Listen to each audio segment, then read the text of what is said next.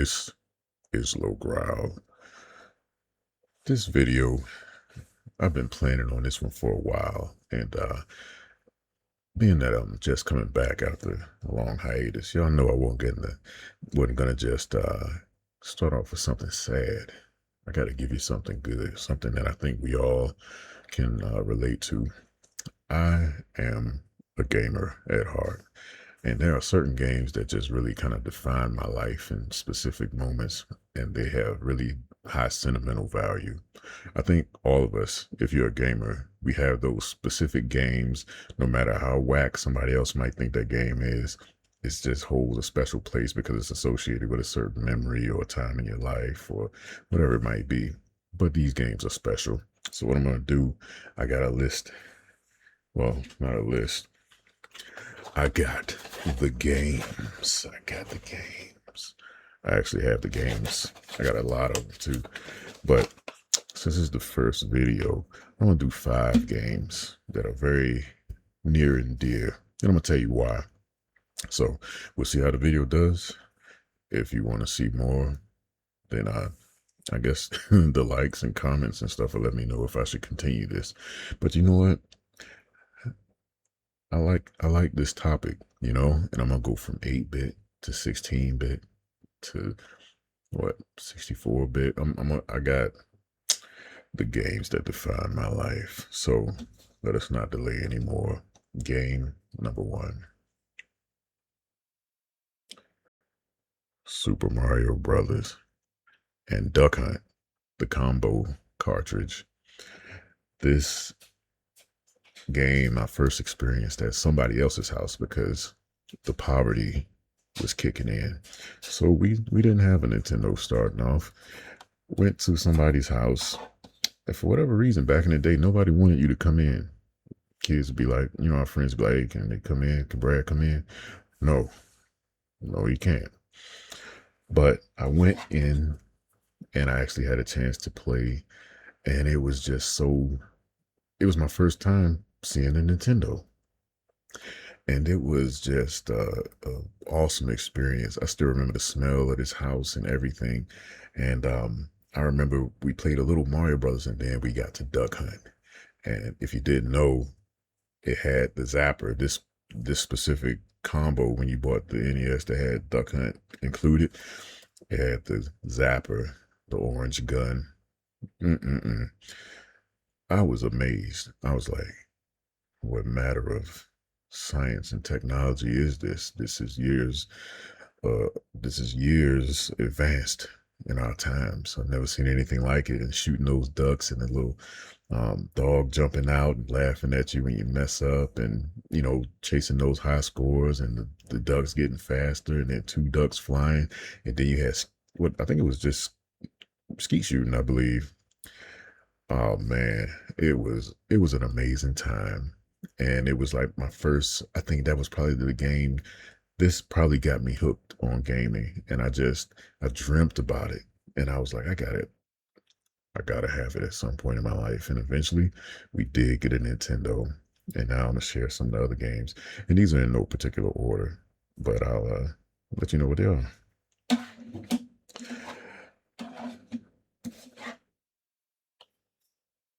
Double Dragon 2. Double Dragon was a arcade hit. The first Double Dragon, it was so popular. It was actually featured in the movie about video games called The Wizard. And but the cartridge edition in arcade, it was cool. But then when we had it on the console, Double Dragon 1, I didn't like it all that much. Now Double Dragon 2, my goodness, that spin kick, the uppercut, and that power knee, we didn't even know how we were pulling that move off. We just had the cartridge one day. We didn't have it brand new. We borrowed it from somebody or lifted it off of somebody. And every now and then, when we were getting up off the ground after getting knocked down, we just do this move, and it would knock the enemy back so far. And it was like insta-kill almost. But man, you had different modes. So you had like just regular mode where you play all the way through, and then it'd be like, hey, there's another level, and it was called Supreme Master. So if you played on Supreme Master, then you actually get to fight the final boss and get the true ending of the game. And that guy was no joke. And the coolest thing of all, the final blow, when you beat the Supreme Master, everything goes black and white and it just slows down. And if I would love to get the spin kick as the last move, because just the animation of it, it was just so dope. You really felt like a hero. And then the music kicked in and everything. The angel came from heaven and brought Marion back to life and everything. It was so cool. But me and my brothers, we played this so much because we didn't have a lot of games. Again, the poverty was kicking in. So when we got a hold of something, well, we didn't have a lot of variety. So we became masters at these games. And Double Dragon 2 was one of those games. The music was good. Um, me and my brothers, we actually made a channel called Four Bros, and I think it's still live. But we played this up there, and it just brought back so many good memories. So Double Dragon 2, very special time in my life. A lot of great memories with my brothers and stuff. And a lot of my friends could not beat this game, and I had a friend named Jonathan, and he was like, I went over his house, and he was like, man, I cannot beat this game. I could beat the game by myself. The key was you put it on two players B where you can hit each other.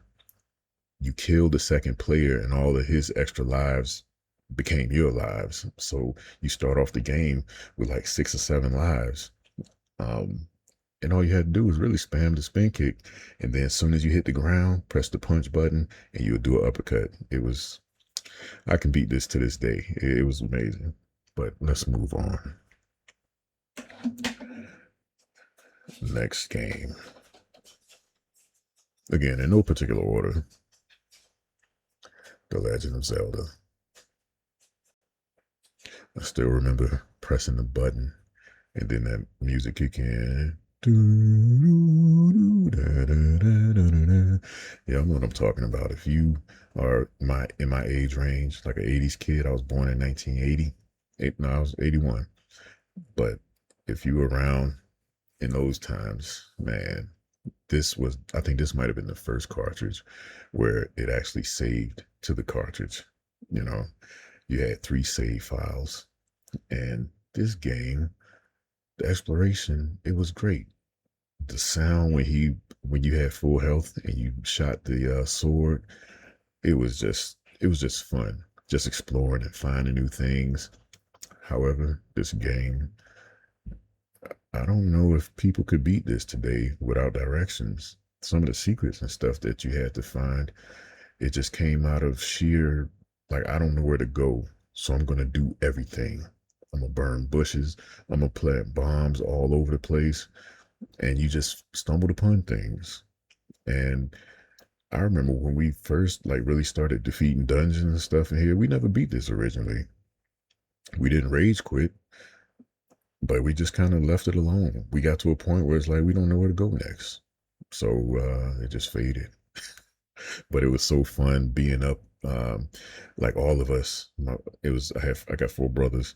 We would all, and a couple of my cousins would be at the house too. So it was like just a big group of us, and we'll start early in the morning, and it's like, yo, we're gonna beat this today.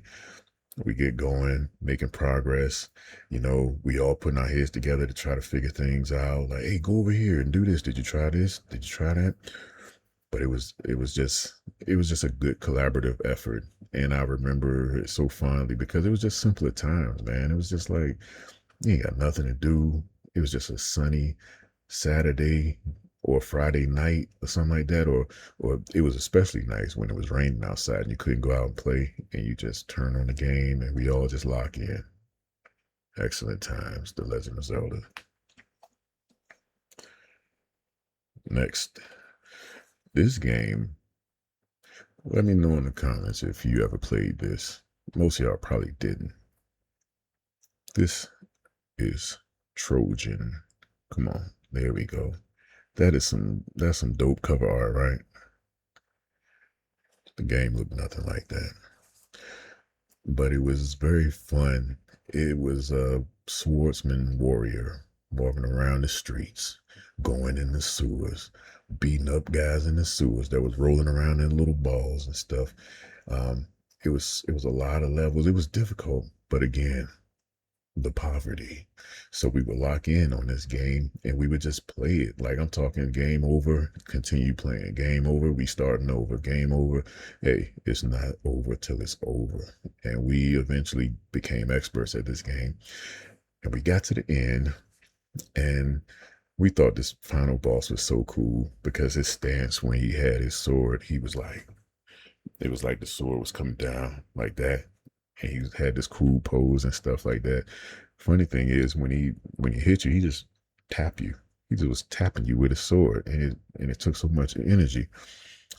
But the music, everything, it was just, I'm telling you, it was just simple times, but it was good times.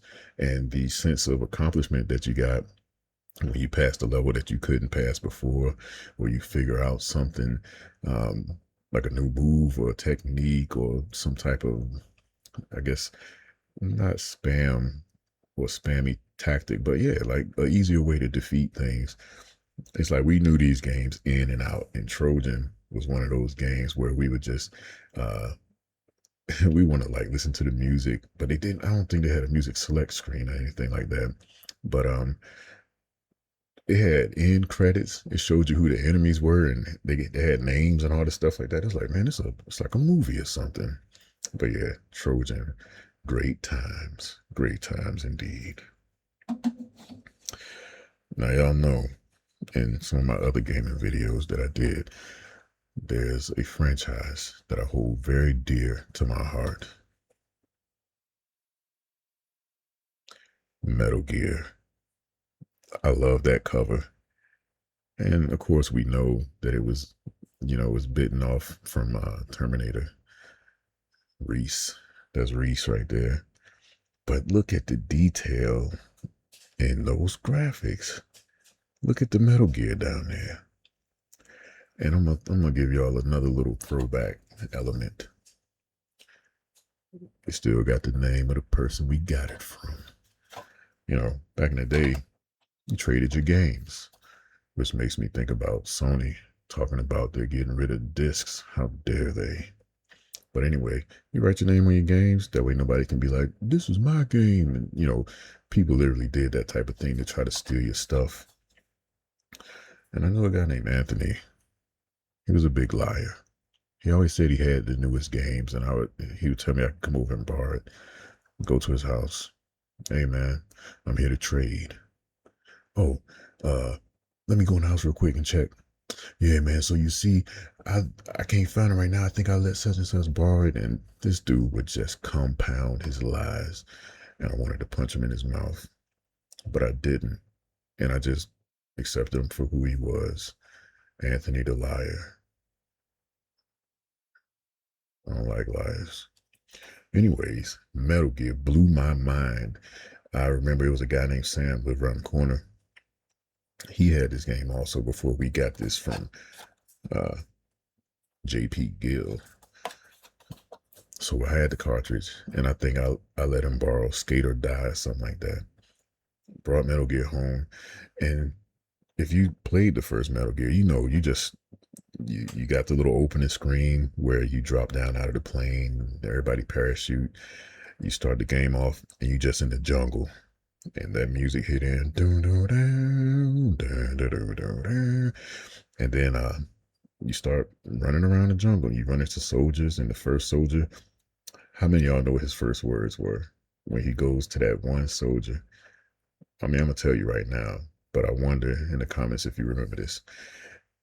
The text box opened up and said, I feel asleep. And when I was young, I'm like, I feel asleep. All right. I just accepted it for what it was. But it was just translation, you know what I mean? Mistranslation and stuff like that. But anyways, we would always start in the jungle. We didn't know what to do when we got down to the bottom and you see the first truck and stuff. But eventually, it's like we never gave up. Got into the trucks, you find rations and other like card keys and stuff like that. Everything that became common and the other later like Solid series and stuff like that. All of that was in this first game. I was so impressed because we would I hit the pause menu and it was just empty and had so much space for different items. And then you had the weapons. It had its own screen with a bunch of weapons and stuff. And I was just like, wow, this game must be huge. This game is going to be very thorough. So we got to a certain point, but then it's like, we would get to places where we just didn't know what to do. And we would give the game back and get skate or die. Went on a trip to Alabama. My cousins had Metal Gear. We were there for the summer. We were stuck. There wasn't much to do down there. The poverty hit them too. And every night we all got on Metal Gear. We was in my Aunt Ann's trailer. And we'll spend the day going around cutting grass, trying to make a little bit of money, walking from home to home. Like it was rough, man. But at night we would play Metal Gear, and again, all of us, we just put our heads together. We even had like my older cousins sitting there watching. And you want to impress your older cousins with your skills and your ability to play games and stuff. But anyway, we started getting everything done. We were accumulating stuff. We were finding all the car keys. We were opening new buildings. We were getting in the back of these trucks and traveling to new locations. We found Gray Fox. We found Dr. Petrovich or something like that. We were doing the radio transmissions with Jennifer and the Colonel. This game was so deep, and it just had us locked in. It's like, man, we gotta destroy Metal Gear. We got to. However, it was near the end of the summer, and it was almost time for us to go home. Got to the end, and it was a big old computer. I was like, you kidding me? What is this big computer and this countdown that we doing? And I mean, I beat the game, but it was kind of disappointing with everything we've been through. All the ranks from finding the different POWs in Gray Fox and getting all the information, getting the card keys and fighting the shotgunner and all these different bosses and sneaking around. Oh man, what a disappointment in the end. Then I found out later in life that the original Metal Gear it was like I can't even remember what it was on, but I think it might have been like a PC type thing or the Japanese version of the Nintendo. It was so much better, and I never got to play it. Disappointing times indeed. But Metal Gear, I love Metal Gear. I love Metal Gear. Well, that's the list for now. We're going to start with these 5, but I got at least 15 or 20 more sitting on the floor. Let me know in the comments if y'all enjoyed this video. If you want to see it, like another one and continue it, like it and hype it. And we back. Let's keep it rolling. 11K subscribers. Oh man, that's good times. I appreciate all the new subscribers. Y'all see my background? I'll talk about that some more later, but I'm excited about what's happening. So thank you for watching and being with Old Low Growl, and see you next time.